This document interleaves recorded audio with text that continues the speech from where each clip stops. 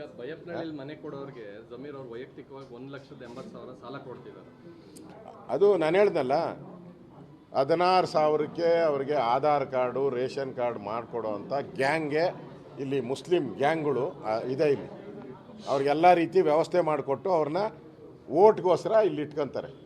ನಾನು ಮಾಹಿತಿ ತಗೊಂಡೆ ಒಬ್ಬ ಪೊಲೀಸ್ ಅಧಿಕಾರಿ ಹತ್ರ ಮಾಹಿತಿ ತಗೊಂಡೆ.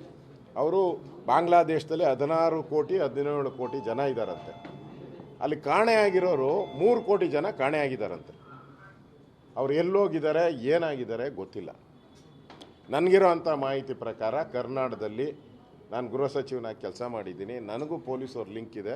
ಇಲ್ಲಿ ಮೋರ್ ದೆನ್ 20 ಲಕ್ಷಕ್ಕೂ 20ರಿಂದ 25 ಲಕ್ಷ ಇಲ್ಲಿ ಬಾಂಗ್ಲಾದೇಶಿಯರಿದ್ದಾರೆ.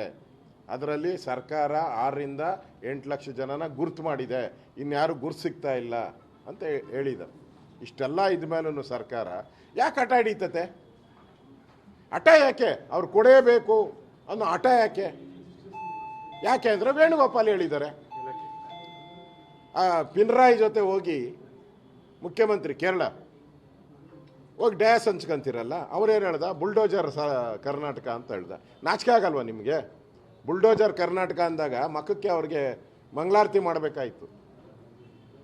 ಕೇರಳ CMಗೆ ಮಖಕ್ಕೆ ಮಂಗಳಾರತಿ ಮಾಡಬೇಕಾಯ್ತು. ಹೆಂಗಂದೆ ನೀನು?